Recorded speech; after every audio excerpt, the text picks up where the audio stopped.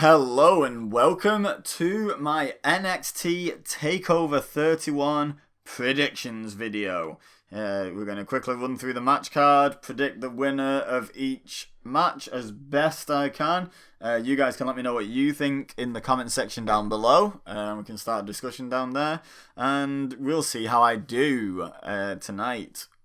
Later on tonight, we'll see how my predictions, whether they come good or not. Leave a like as well if you're excited for this show. Subscribe if you like wrestling content, and share with your friends if they do. So, I don't normally do a show at the start, but I did. Let's get into the show. So I'm going to start off with the only non-title match on the show, I guess. We're going to have a look at Kushida versus Velveteen Dream. Now, Kushida's on a replenished push at the moment. He's been showing a new sort of level of aggression. Beating down the Velveteen Dream a bit. Velveteen Dream cost him a chance at winning the gauntlet match to face the NXT champion Finn Balor at this same show. And I don't know, I feel like WWE would be wise to hold off on any sort of push for Dream, at least for the time being. If they're confident that they can clear his name, or he can clear his name, and that's going to take some time, take the time. You know, I would not start a push now. There's just going to be more backlash than there's already been. So, and that's if he's innocent. If he's not innocent, then get rid. But if he's innocent of all the stuff he's been accused of, then you need to prove it before you start doing this push, because people are just seeing like willful ignorance at this point is how people are interpreting it. Now, that may be unwillful or unwilling ignorance on the fans' part, because they don't know what you guys know, speaking to WWE now, but that doesn't help. It still creates hashtags on Twitter, ill will, people hijacking the Thunderdome with Fire Velveteen Dream signs. All that stuff comes from a result of either a lack of transparency or willful ignorance on your part, that you think your fans will just be okay with him being pushed if any of this is true. And, you know, need to sort that out. Anyway, so with that in mind, Kushida needs to win this match. Also, from a storyline perspective, I would say it makes sense for Kushida to win. He's the one who seems to be receiving this renewed push. He's been slighted by Velveteen Dream, costing him that gauntlet match. I would say gauntlet eliminator match. Sorry, use the correct terminology, or Vince will shout at me in the headset.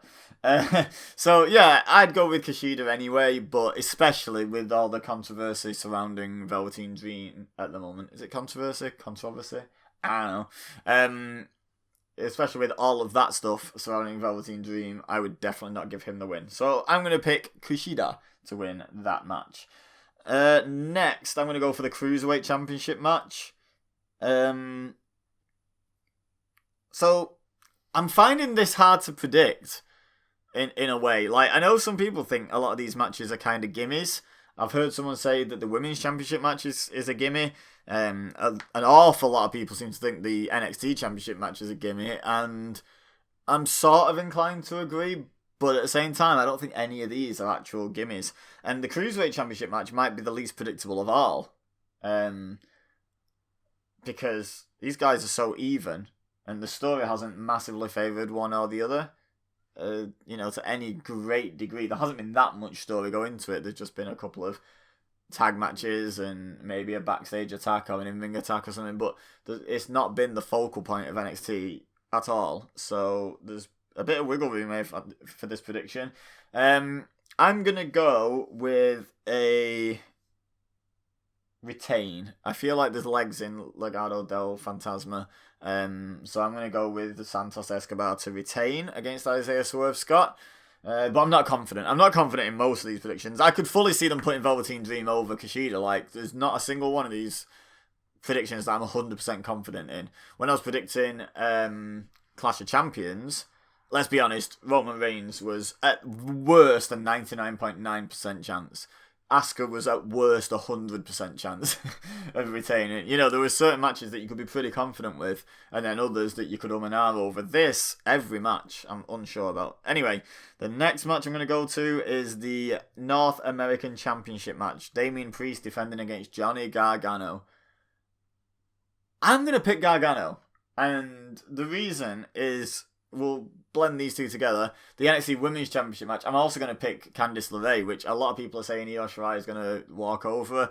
Candice LeRae's face, man. If they let Candice, if they let Candice go, you know, this could be one hell of a Women's Championship match. And the North American Championship match should be no slouch either. I'm quite excited for this takeover. To me, it's got a feel of an old takeover where all the matches could potentially steal the show and should be hella fire. But yeah, I'm going to pick both Garganos to pick up gold. I feel like you can't keep building that feud, that story, that goal, without paying it off. Like they paid off the Undisputed Era trying to get all the gold. I feel like you do it, and this is the opportunity. It's on the same show. Maybe through nefarious tactics, maybe they help each other. I don't know. But I would personally put the titles on both Garganos here. So that's what I'm predicting. Really not confident. I might even be less than 50% confident on some of them. But that's what I kind of want to happen and what I would personally do. So, and I like Io Shirai and Damian Priest growing on me, like, as a face. You know, I wasn't sure about that face turn that wasn't really a turn. He was just suddenly a face. Wasn't really sure about that, but he's growing on me. But Johnny Gargano's Johnny Gargano, guys. And Candice LeRae is not on the underdog level that people seem to be putting her on with Io Shirai. You know, she's got a chance here. So yeah, I'm going to pick both Garganos to win. Johnny to beat Damian Priest and Candice LeRae to beat Io Shirai. And I'm not confident. The more I say it, the less I believe it. But it is what it is. I've made that prediction now. Let me know in the comments how wrong you think I am. Finally, the NXT Championship match. Kyle O'Reilly versus Finn Balor. So, this one, again, people are saying is a gimme. I think there's a scenario where they could potentially put this on Kyle O'Reilly. I think they could rerun the Evolution Randy Orton storyline. You know, a version of that with Undisputed Era, where O'Reilly wins and then the other three kick him out, because that's Adam Cole's title, damn it. But I've also heard rumblings that they're going to keep Cole face. You know, and turn Roderick Strong and Bobby Fish heel, but again, it's just rumours, who knows what they've got planned. But even if they do turn him heel, like, would they cost him the match rather than letting him win and then turning on him? There's a lot of what ifs in this, and the one I'm going to come back to is I'm sort of trusting NXT to have some long-term booking in mind here. And I don't know if I suggested it on a video, if I've just been talking to friends and suggested this, but I have this idea for Karrion Kross. Yeah, there's a name you might not have expected in this video, but yeah, which I think Karrion Kross should come back and kind of destroy Finn Balor for the NXT title. And Finn Balor should just have a run until, I mean, it'd be a really quick title reign as well for NXT if Kyle O'Reilly to win. So I'm going to pick Finn Balor. Let me just get that out of the way, and here's why. I think Finn Balor should hold on to the title until Karrion Kross is ready to return. Then Kross should come back and pretty much destroy, like, Ciampa level destroy. Like, the match with Ciampa. Ciampa got some offense in. Wasn't buried by any stretch, but Kross looked like an absolute beast and just absolutely took it to Ciampa. I think he should do that to Balor for the title. I think he should beat him that convincingly.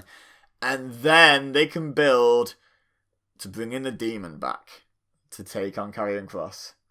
And I personally would make it a much more competitive match, but I would have Kross give the Demon his first loss.